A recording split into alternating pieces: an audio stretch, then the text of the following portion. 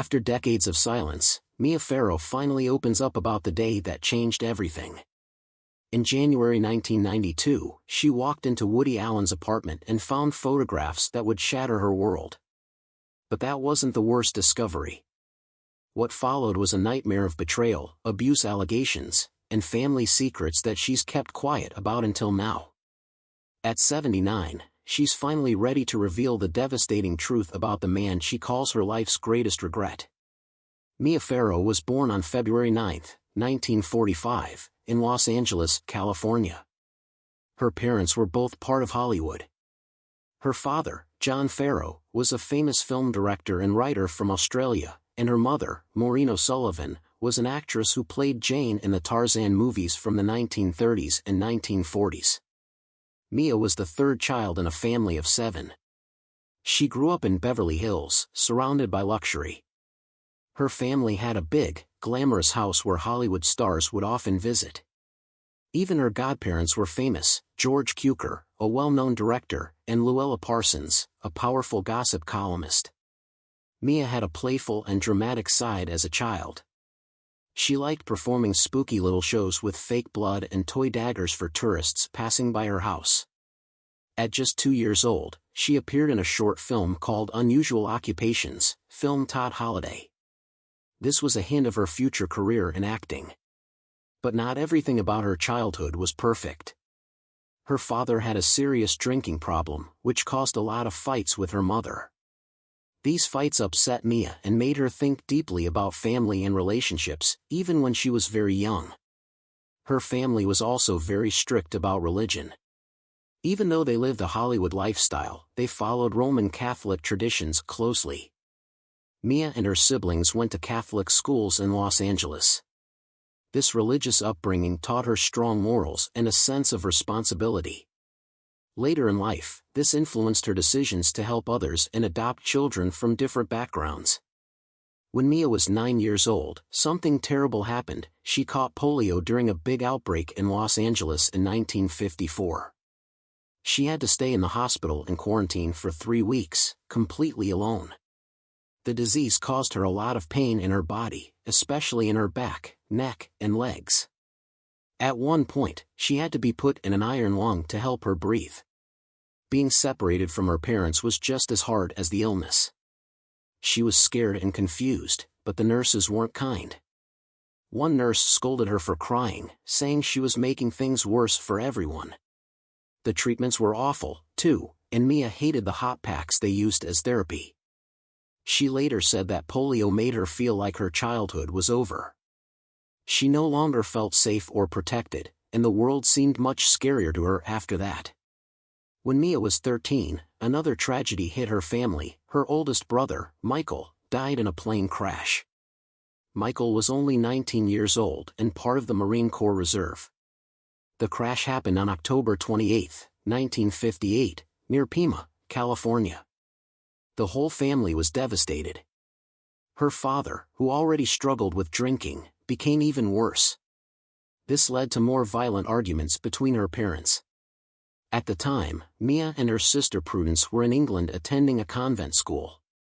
Mia heard about Michael's death while she was far from home, which made her feel even more alone. After Michael's funeral, Mia returned to her school in Surrey, while her family stayed in London for a while before moving to a house in Chelsea. This was a tough time for everyone, and Mia saw her parents fighting more than ever. In 1963, after her father passed away, Mia moved to New York City with her mother. Life changed here. She began modeling and acting in theater plays, slowly stepping into the acting world. It wasn't easy. She went to auditions and faced rejections, but she didn't give up. Her first small role as a child wasn't a big deal, but it gave her a taste of what was ahead. These tough beginnings taught her how to stay strong and keep trying. Soon, her persistence paid off, and her career started to take shape. In 1965, Mia auditioned for a big role, Liesl Von Trapp in The Sound of Music. The role didn't go to her, but this moment was important. The screen test still exists today and shows her singing and performing, giving us a glimpse of her early potential. The competition for the role was fierce because The Sound of Music was expected to be huge. Mia didn't get the part, but it didn't stop her. Shortly after, she got a role in Peyton Place, and that role changed everything. Missing out on the sound of music turned out to be just another step on her journey. Mia became a star when she played Allison Mackenzie in Peyton Place from 1964 to 1966. The show was about a small town and all the secrets, relationships, and struggles in it. Mia's role as Allison, a sweet but complex young woman, made her famous. People loved the show, and it became one of the first big soap operas on TV, bringing in millions of viewers every week. Her performance made Allison a character people cared about, and it showed how talented Mia was. But being famous wasn't all good. The media started watching her every move, and her marriage to Frank Sinatra got a lot of attention, too. Her personal life often took the spotlight away from her work. After 2 seasons of Peyton Place, Mia left the show in 1966 because Sinatra wanted her to. Leaving the show was a big change for her. She moved on to focus on movies, and this led her to the role that would make her a legend. In 1968, Mia starred in Rosemary's Baby, a psychological horror movie directed by Roman Polanski. She played Rosemary Woodhouse, a pregnant woman who slowly realizes something terrible is happening around her. The story was about trust, fear, and the dark side of people. The movie was a huge success, earning over $30 million, and it got a lot of praise. Critics loved Mia's performance because she made Rosemary's fear and confusion feel so real. Roger Ebert even called her work brilliant. This role made Mia a true movie star and changed how women were seen in horror movies. Rosemary wasn't just a victim, she was a deep and relatable character. The movie became one of the best horror films ever made, and in 2014, it was added to the Library of Congress for its cultural impact. Rosemary's Baby didn't just make Mia famous, it showed the world how talented and special she was, starting a career full of unique and memorable roles. Mia Farrow's relationship with Woody Allen is one of the most talked about and complicated in Hollywood history. Over 10 years, she starred in 13 of his films, starting with A Midsummer Night's Sex comedy in 1982. Farrow played Ariel, a role meant for Diane Keaton. While the film got mixed reviews, it introduced Farrow to Allen's style of comedy and set the stage for what would become a long creative collaboration. Soon after, in Zelig, Farrow played Dr. Eudora Fletcher, a psychiatrist treating Leonard Zelig, a man who could blend into any crowd. The movie, released in 1983, was an unusual mix of mockumentary and fantasy. Farrow's calm, believable performance helped ground the story, and critics admired how she worked so well with Allen and this unique concept. Then came Broadway Danny Rose in 1984, where Farrow transformed into Tina Vitale, a loud and brash gangster's girlfriend. She wore dark sunglasses and spoke with a thick New York accent, making the role completely different from anything she had done before. Her performance stood out so much that she earned a Golden Globe nomination. Even Allen commented on how bold it was for her to take on such a demanding role, given the physical and emotional transformation it required. One of her most touching performances came in 1985 with The Purple Rose of Cairo. Farrow played Cecilia, a struggling waitress during the Great Depression who finds escape in movies. Her portrayal of innocence and heartbreak earned another Golden Globe nomination. The movie itself was loved by critics and is often called one of Allen's best, with Farrow's performance being its emotional center. By the time they made Hannah and Her Sisters in 1986, their collaboration had produced some of Allen's most respected films. Farrow played Hannah, a steady and caring woman whose life connects all the other characters. Although Farrow wasn't nominated for any awards, the movie became one of Allen's greatest successes, winning multiple Academy Awards. Her career continued with more films, showing her versatility in both comedy and drama. The film paid tribute to German expressionist cinema, and while it received mixed reviews, Farrow's unique performance brought life to the ensemble cast. Their final film together, Husbands and Wives, came out in 1992. Farrow played Judy, a woman dealing with the breakdown of her marriage.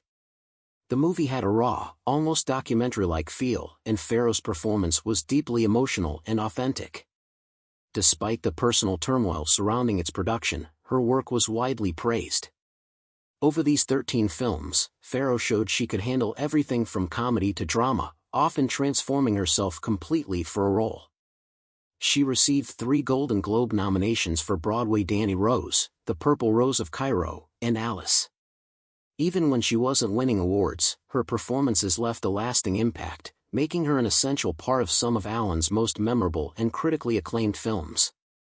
Mia Farrow married Frank Sinatra when she was 21 years old on July 19, 1966. Sinatra was 50, making their age gap a massive 31 years. They met in 1964 on the 20th Century Fox lot and fell for each other quickly despite their differences. For Sinatra, it was his 4th marriage, but it was Farrow's first. They had a big wedding in Las Vegas, but problems started almost immediately. Sinatra wanted her to give up acting and focus on their life together. This became a huge issue when she got a role in Rosemary's Baby in 1968, directed by Roman Polanski. Sinatra was furious and even sent her divorce papers while she was filming. Farrow refused to quit the movie, which led to their split. Later, she admitted she was young and didn't know how to handle such a complicated relationship. Even after they divorced in 1968, they stayed close, and Farrow said they never really separated emotionally. They remained friends until Sinatra's death in 1998. After Sinatra, Farrow married Andre Previn in 1970. She was 25, and he was 49, which was another big age gap. During their marriage, they had twin sons, Matthew and Sasha, in 1970, and another son, Fletcher, in 1974. Farrow also began adopting children. She adopted Lark from Vietnam and Daisy from Korea while still with Previn.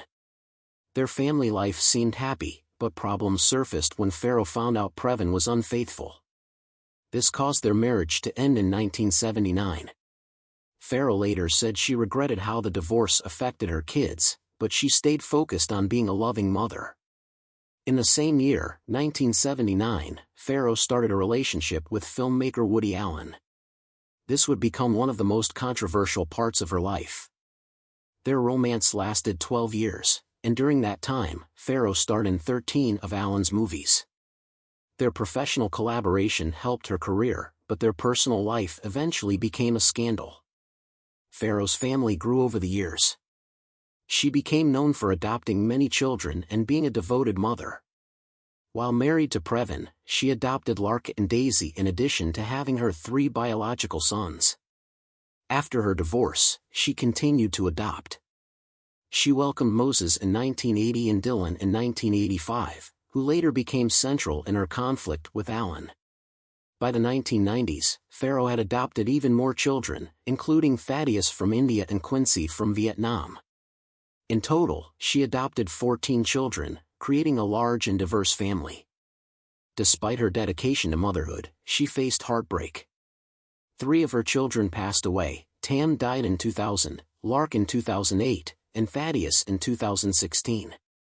These losses were devastating, but Farrow continued to stay strong for her family. Alongside parenting, she became an advocate for children's rights and used her voice to help vulnerable kids around the world. Mia Farrow's life took a devastating turn in January 1992 when she discovered that Woody Allen, her long-term partner, was having an affair with her adopted daughter, Suni Previn.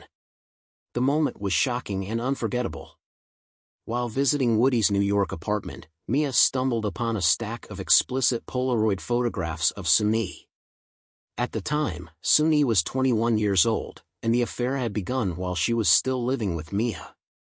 Suni had been adopted by Mia in 1977, years before her relationship with Woody began. Finding these photos was a crushing betrayal that not only destroyed Mia's trust but shattered the foundation of her family. Mia and Woody had been together for over a decade. During their relationship, they built a unique but complicated family. They had 3 children together, 2 adopted, Dylan and Moses, and 1 biological son, Ronan, who was originally named Satchel. The discovery of the photos marked a breaking point.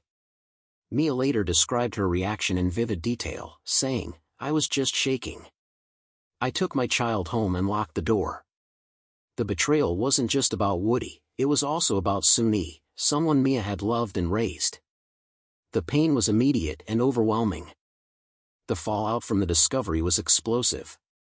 News of the affair spread like wildfire, and the media latched onto the story. The headlines weren't just about infidelity, they delved into issues of morality, power dynamics, and family loyalty. Mia confronted Suni after finding the photos, and the confrontation was filled with raw emotions, tears, anger, and confusion. Suni's actions and Woody's betrayal left Mia struggling to make sense of what had happened in her own home. Woody tried to defend himself, claiming that Mia's accusations were driven by anger over his relationship with Suni. However, the public was not forgiving, and his image took a serious hit. But that wasn't the only incident. Woody Allen was accused in 1992 of sexually abusing his 7-year-old adoptive daughter, Dylan Farrow. On August 4, Dylan told her mother, Mia Farrow, that Allen had molested her at their Connecticut home. This happened shortly after Mia found out that Allen was having an affair with her adopted daughter, Suni Previn. The situation was full of emotion and chaos as Mia was devastated by Allen's betrayal while also trying to process Dylan's shocking claim. After Dylan shared what happened, Mia started filming her on a camcorder, wanting to document Dylan's account of the alleged abuse. This video later became a central piece of evidence in the legal fight that followed. The Connecticut State Police launched an investigation. They interviewed Dylan and other family members to figure out what happened. Despite the serious nature of the allegations, no charges were filed. The state's attorney said there wasn't enough evidence to press charges but also said they couldn't rule out that abuse had occurred. As part of the investigation, Yale New Haven Hospital specialists interviewed Dylan to understand her emotional and mental state. Their findings caused a lot of debate. Some experts thought Dylan's words sounded rehearsed or influenced by Mia. Others noticed inconsistencies and suspected Dylan might have been coached. On the other hand, some believed Dylan's distress seemed real and her emotions pointed to genuine trauma. The mixed opinions made the case even more complicated. Meanwhile, Allen filed for custody of Dylan and his other 2 children, Moses and Satchel. The custody battle was very public and emotional. Both sides presented evidence and testimony, but the court ruled in Mia's favor. She kept custody of the children, and Allen lost visitation rights with Dylan. The judge's decision reflected serious concerns about Allen's actions. The fight didn't end there.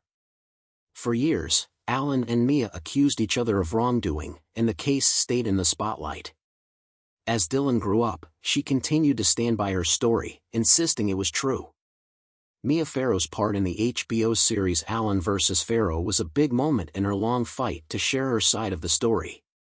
The documentary came out on February 21, 2021, directed by Kirby Dick and Amy Ziering. It had 4 episodes digging deep into what happened in 1992 when Dylan, at just 7 years old, accused Allen of abuse. The series also looked at what happened after the allegations, including the bitter custody fight between Mia and Woody Allen. Public opinion and media coverage played a huge role, often favoring Allen. He refused to be part of the documentary, which some felt made the story one-sided. For Mia, being part of this documentary was emotional. Reflecting on her past, she said her relationship with Allen was the biggest regret of her life. Farrow, he replied, "No, I don't think she lives in New York. I think she lives in Connecticut. I'm not sure or travels for UNF or something." Almost 3 decades after their very public breakup and custody battle, Farrow admitted she still feels fear about Allen's possible actions, especially after her involvement in the HBO series. Allen, who has been married to Suni for 23 years and raised 2 daughters with her, did not appear in the documentary but was heard through audiobook excerpts from his 2020 memoir Apropos of Nothing. In the documentary, Farrow expressed her concerns. "I'm just scared," she said. Her people, "I'm scared of him. A person who has no allegiance to truth will do anything. A person who will do anything is somebody to be scared of. So I worry that when this documentary comes out, he'll be on the attack again." She also shared her belief that Alan would stop at nothing to protect himself. "He'll do whatever he has to do to try to save himself from the truth, from the mess he made," Farrow said. Her words painted a vivid picture of the pain and fear she has carried for years. Meanwhile, Mia Farrow's career changed a lot in the 2000s. She moved from movies to TV and theater, showing she could still take on different roles and do them well. After spending years raising her children and taking fewer acting jobs, she came back to acting with a lot of energy. One of her first TV roles during this time was in the show Third Watch. Between 2000 and 2003, she appeared in 5 episodes, playing a mother who dealt with tough situations in a gritty city. This role let her show audiences she could handle deep emotional stories even after being away from the spotlight.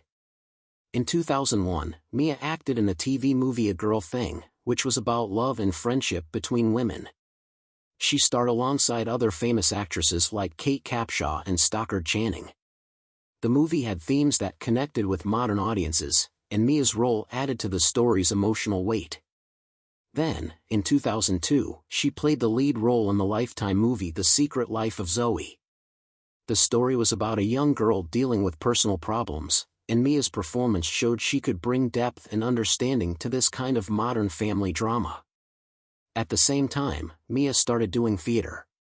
She joined a touring play called The Exonerated in 2002. This play was about people who were wrongly sent to prison and the death penalty. Her role showed that she cared about acting in stories that had real meaning and talked about serious issues. In 2003, she acted in a play called Fran's Bed, which explored love and loss in an emotional way. This theater work proved that Mia could still take on powerful roles and connect with audiences on stage. In the 2000s, Mia also started focusing on humanitarian work. She became a UNICEF Goodwill Ambassador, using her fame to help children in need around the world. She traveled to places hit by war, poverty, and disease, including parts of Africa and Asia. One of the most important trips she took was to Darfur, where she saw how violence had hurt so many people. In 2006, she visited refugee camps in Chad, where people from Darfur had fled for safety. She listened to their stories and brought attention to their suffering. She spoke out about the violence, calling for the world to act quickly to protect these vulnerable people. Her work helped get more media attention on the crisis and pushed more people to support efforts to help Darfur. Mia didn't stop with just talking about the problems. She joined campaigns like Fund for Darfur to raise money for survivors of violence and projects that worked on peace. She used the personal stories she heard to show people how real and urgent these issues were. Her efforts were noticed, and she won awards from groups that fight for human rights. Mia's work with UNICEF inspired many people to get involved in helping others, proving that a celebrity can use their voice to make a difference. Her focus on Darfur became a big part of her activism. When she visited Chad in 2006, she said the situation was getting worse. The violence had spread from Darfur into Chad, and even the refugees were no longer safe. To bring attention to this, Mia went on a hunger strike in 2009. The strike lasted several days and got a lot of media attention, which helped her message reach more people. She also worked with groups like Save Darfur Coalition and Aegis Trust, which provided aid and helped refugees rebuild their lives. Even with all this activism, Mia managed to keep her acting career alive. Raising 14 children wasn't easy, but she still took on acting roles that mattered to her. While she acted less in big films, she focused on TV and stage projects that matched her values. She also used interviews and public appearances to talk about global issues, blending her acting work with her activism. She made sure her career and her humanitarian work supported each other.